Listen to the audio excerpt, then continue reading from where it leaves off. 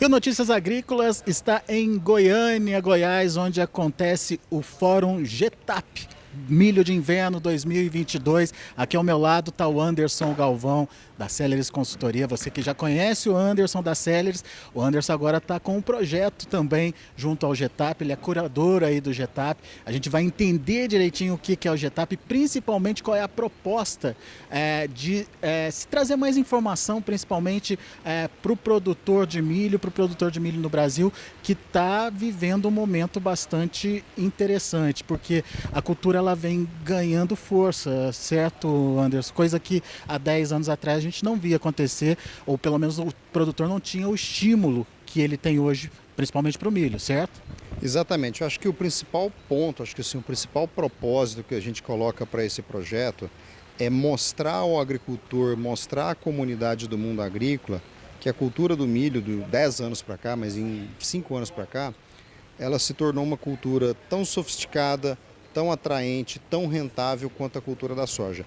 Inclusive, a gente costuma muito dizer que o agricultor ele não é agricultor de milho, ele não é agricultor de soja, ele é agricultor de um sistema de produção que engloba soja, que engloba milho, dependendo da região, engloba algodão.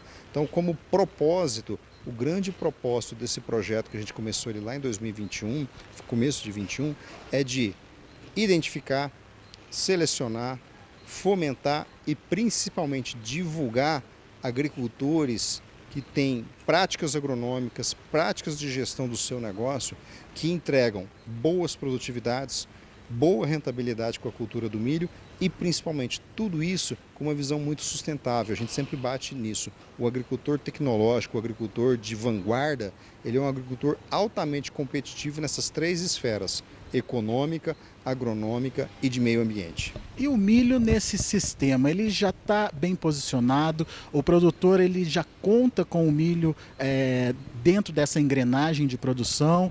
Como é que está isso hoje no Brasil? Se a gente olhar os últimos 10 anos, num período que coincide com a consolidação da produção, das tecnologias de produção na segunda safra do milho, a gente vê que até a gente usa a expressão de sistema, né? O agricultor ele está planejando o seu ano agrícola, ele financia parte do custeio da soja com a venda da produção de milho, ele compra insumos de uma forma com maior vantagem comercial, pensando em todas as duas culturas, ele maneja agronomicamente o seu campo, pensando nas duas culturas. Portanto, o milho hoje ele está em pé de igualdade tecnológico do ponto de vista de disposição de tecnologias, igual está a soja. E os agricultores, a gente vê que na medida em que a cultura passa a ter rentabilidade igual ou eventualmente maior do que a própria soja, o agricultor reage positivamente a este cenário, abraçando tecnologia, abraçando gestão, e não por acaso a gente vê aí a produção de milho crescendo. Esse ano agora, 2023, com as condições que a gente tem hoje de tanto da safra verão, que acabou de ser plantada, mas os prognósticos para a safra inverno, que será plantada a partir de janeiro, pós-colheita da soja, de uma safra de milho aí que permite um volume de exportação acima de 40 milhões de toneladas, um volume de produção na casa dos seus 125, talvez 130 milhões de toneladas. Isso, para mim, é a maior evidência do quão bem preparado está o agricultor, do quão bem preparada está a cadeia produtiva do milho para alinhar essas engrenagens e fazer o sistema avançar. Você falou uma coisa importante aí, que o produtor se estimula a partir do momento que ele percebe que ele tem rentabilidade naquilo que ele está produzindo. A rentabilidade já é uma realidade hoje para a cultura do milho no Brasil? A rentabilidade ela já é uma realidade para o produtor de milho já há alguns anos. Se a gente pegar o próprio gráfico de expansão da área plantada da segunda safra, desde que a segunda safra se posicionou no Brasil, que ela foi introduzida lá no começo dos anos 90, o agricultor plantava milho para ter palhada e se produzisse algum milho, tudo bem. De 10, 15 anos para cá, a rentabilidade do milho, em especial na segunda safra, ela é extremamente fundamental para completar a renda, para completar o retorno da atividade agrícola que planta soja, que planta milho ou que eventualmente planta só milho. Nos Estados Unidos a gente sabe que o produtor americano é um apaixonado pelo milho e aqui ao contrário o pessoal ainda prioriza a soja. O milho vai ter o seu protagonismo? Como é que você está vendo o futuro do plantio do milho aqui no Brasil? As condições são totalmente distintas. E nesse caso, o Brasil tem uma vantagem que o produtor americano não tem. O Brasil tem a vantagem da primeira e da segunda safra, em boa parte em condições de sequeiro, uma área ou outra irrigada, mas predominantemente sequeiro. Então, como a terra é o ativo mais caro, é o ativo de maior valor que o agricultor tem, é natural que este agricultor busque otimizar o retorno desse ativo. De que forma? Fazendo uma primeira safra de soja muito bem feita, com uma segunda safra de milho muito bem feita. E já em muitas regiões do Brasil, uma terceira safra nos modelos de integração lavoura-pecuária. E em todos esses elementos, o milho é peça fundamental em fornecer matéria orgânica para o solo, proteção, cobertura do solo contra insolação, ventos e tudo mais. Então, a cultura do milho hoje, o Brasil não é Estados Unidos. Lá ele planta soja ou planta milho. No Brasil, em boa parte do Brasil, ele planta soja e milho e braquiária e eventualmente uma outra cultura. Então, são condições distintas, porém, do ponto de vista de eficiência, do ponto de vista de retorno, eu diria hoje com muita tranquilidade. Hoje o agricultor brasileiro de alta eficiência, tanto na soja quanto do milho, ele é tão ou mais rentável do que o produtor norte-americano. Mercado.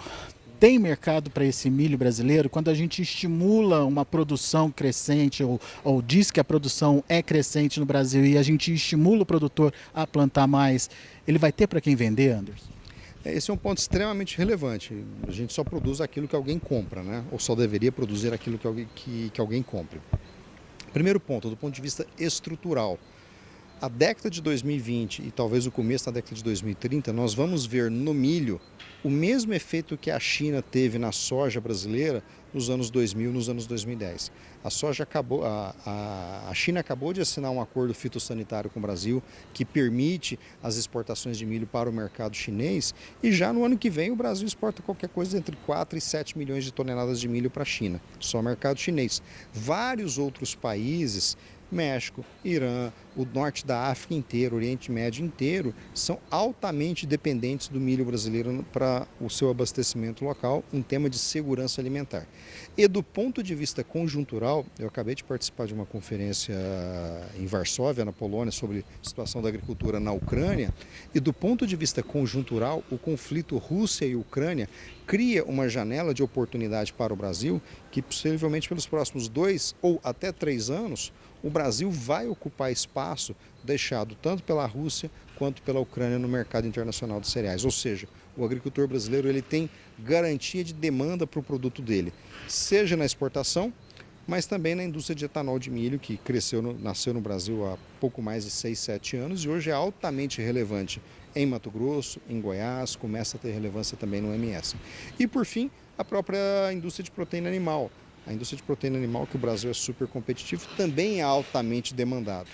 E para fechar, eu volto ao tema do GETAP, o propósito do GETAP é organizar, alinhar, divulgar informações e tecnologias que permitam que, lá por 2030, o Brasil tenha saído de 100 para 200 milhões de toneladas de milho produzido. Quando você fala isso, é apenas usando tecnologia, com ampliação de área? Como é que você vê essa possibilidade de chegar aos 200 milhões? Uma combinação entre aumento de área, importante, o Brasil segue expandindo a área, o Brasil é altamente competitivo e sustentável na mudança do uso do solo, ou seja, pegando áreas de pastagem degradadas, pastagens que têm baixíssima capacidade de suporte e transformando essas áreas com incorporação de calcário, técnicas de agricultura regenerativa e tornando essa terra altamente produtiva para soja, milho e também proteína animal. Então o Brasil, parte desse dobrar a produção vem da expansão de área, que por sua vez vem predominante da mudança do uso de solo nessas áreas de pastos degradados, mas também em ganhos de produtividade. Se a gente pega dados da Conab, dados do IBGE, a produtividade média de milho no Brasil é alguma coisa na casa de 100 sacas de milho por hectare.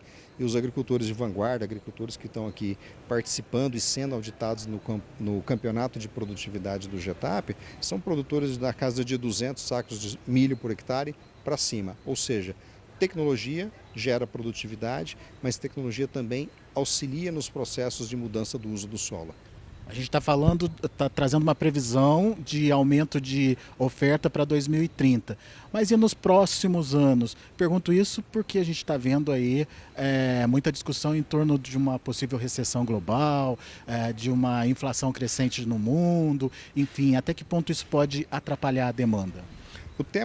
Esse tema mais macro, essa preocupação como inflação global, demanda global, acho que o primeiro ponto é o seguinte: a população mundial cresce 1 ponto qualquer coisa por cento ao ano.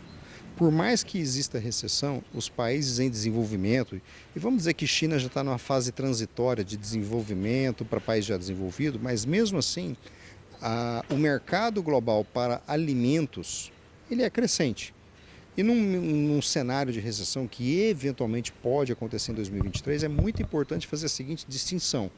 A commodity mineral, uma tonelada de aço, essa commodity mineral, essa commodity industrial, ela é muito mais sensível, muito mais volátil em termos de recessão. A commodity agrícola alimentar, soja, milho, trigo, arroz, todas essas commodities elas são muito mais resilientes, são muito mais estáveis. Por quê? Se eu estou numa situação de crise econômica ou de instabilidade econômica, eu até posso postergar a decisão da compra de um automóvel, posso postergar a decisão da compra de uma casa, da compra de uma camisa nova, mas eu não posso postergar a decisão da compra de um prato de comida. Então, pego os 2 anos aí de pandemia da Covid-19. Os programas globais de apoio, Bolsa Auxílio Brasil, no Brasil e em outros países também, garantiram renda, mesmo para em especial para as populações mais carentes, continuar se alimentando. Aquela renda não seria suficiente para comprar um automóvel, um bem de consumo, mas ela foi suficiente para manter o potencial de consumo. E não por acaso o Banco Mundial acaba de divulgar um estudo que o Brasil, nesse ano de 2022, atinge um dos menores níveis de população em situação de miséria absoluta. Por quê? Consequência dos programas de transferência de renda, consequência da disponibilidade de alimento barato, em quantidade e qualidade necessária. Você diria que para o produtor que está ouvindo a gente é hora de investir? Não existe agricultura moderna sem investimento. E a agricultura moderna não é investimento no ano A, ou no ano B, ou no ano C. A agricultura moderna é um processo de investimento contínuo. Aquele agricultor que foi para o Mato Grosso no final dos anos 80, começo dos anos 90, ano após ano, em maior ou menor dose, ele colocou mais tecnologia e não menos tecnologia. Num ano de crise excepcional, 2004, por exemplo, foi o último ano que a área plantada com soja e, consequentemente, com milho caiu no Brasil. Então, via de regra, hoje nós temos mais tecnologia do que ontem, mas menos tecnologia do que amanhã. Isso é regra de sobrevivência na agricultura tropical, na agricultura brasileira. E dá para melhorar o potencial de produção, a produtividade do nosso milho? Muito espaço para aumentar a produtividade. Como eu disse, os produtores de vanguarda estão na casa dos 200, 250 sacos de milho para mais, em alguns casos irrigados acima de 300 sacas de milho por hectare. E as médias na casa de 100 sacas de milho por hectare. Então, sem dúvida alguma, há um espaço para o aumento dessa produtividade, mas há também um espaço para permitir que regiões, por exemplo, pega Tocantins, pega Mapito, 4, 5 anos atrás ninguém falava em plantio de milho na segunda safra. Hoje já é uma realidade. Pega o sul do Pará, pega a região de Paraupebas, do Pará. 5 anos atrás ninguém falava em produzir milho naquela região. Hoje produz. Então tudo isso, gente, é consequência de mais tecnologia e não de menos tecnologia. Para a gente encerrar, que tipo de discussão o fórum, o GETAP vai trazer? O principal ponto da nossa conversa amanhã com os palestrantes de altíssimo nível que a gente tem aqui, primeiro ponto é o que eu chamo que é o alicerce desse projeto, é um campeonato de produtividade auditado de forma independente para exatamente pensar, identificar, selecionar esses agricultores com vanguarda produtiva tecnológica. Em cima desse alicerce, 3 pilares de discussão amanhã. Primeiro, economia e mercado.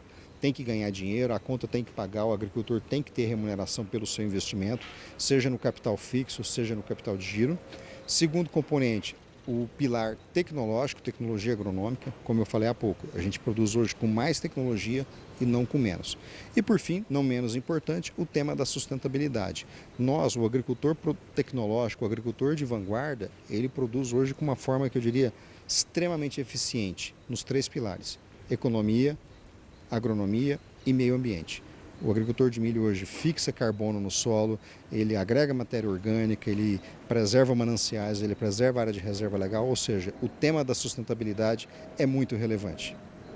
Portanto, você que está acompanhando a gente aí pelo Notícias Agrícolas, fique atento porque tem muita discussão. Você viu os vários cenários possíveis na oferta, na demanda, na produtividade, na constituição de uma rentabilidade para o produtor aí de milho. Enfim, muita discussão boa ao longo do Fórum GETAP e você acompanha tudo no Notícias Agrícolas. A gente vai trazendo todas essas informações ao longo do dia para você. Continue com a gente.